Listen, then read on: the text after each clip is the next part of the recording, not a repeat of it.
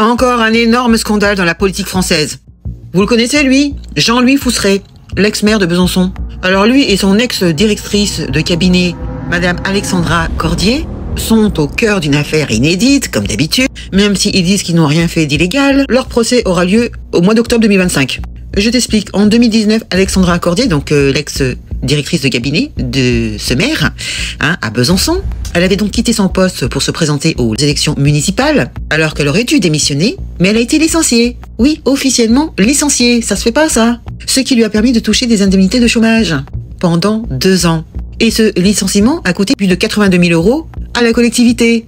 Enfin, à la mairie, c'est pareil. C'est-à-dire, c'est l'argent des gueux, des contribuables. Mais c'est pas fini. Pendant qu'elle touchait ses allocations chômage, elle travaillait en même temps comme agent immobilier. Ouais, sans le déclarer, bien entendu. Elle aurait demandé à être payée plus tard, c'est-à-dire après la fin de son indemnité de chômage, après ces 2 ans. Donc payée plus tard pour pas perdre ses aides. Et elle aurait reçu, pour son travail d'agent immobilier, donc plus tard, 33 000 €. Bon, enfin, c'est pas très clair parce qu'on a plutôt l'impression qu'elle a touché ce salaire en même temps que ses indemnités chômage. C'est ça le gros problème. Donc elle est accusée de travail dissimulé, bien entendu, et de fraude. Et lui, l'ex-maire de Besançon, aussi, il est accusé d'avoir permis tout cela. Parce que c'est considéré comme un détournement de fonds publics. C'est pas la première fois, malheureusement. Donc nous verrons bien en octobre 2025 parce qu'ils sont convoqués tous les deux au tribunal pour s'expliquer. Donc pour l'instant, ils sont présumés innocents. Oui, bien sûr. Vous pouvez remarquer qu'elle est pas mal. Ça aide. Les hommes sont si bêtes. Les hommes sont si bêtes de se faire avoir à chaque fois. Eh oui.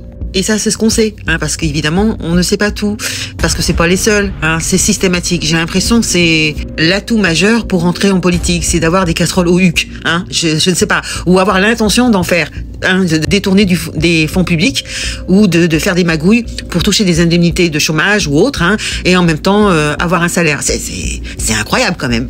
Alors, est-ce que vous étiez au courant de cette nouvelle affaire, qui était explosive? Dites-moi ce que vous en pensez dans les commentaires. Ça m'agace. J'en peux plus. C'est trop. Tous les jours, il n'y en a pas un qui n'a pas une casserole au huc. Alors, qu'est-ce qu'on fait? Est-ce qu'à un moment donné, on va leur dire de partir? Ça suffit. On va mettre une intelligence artificielle à leur place, et elle aura plus d'éthique et de morale, parce que c'est plus possible. À chaque fois, il y a du détournement de fonds publics, de la corruption, des magouilles, du conflit d'intérêts, etc. Et j'en passe.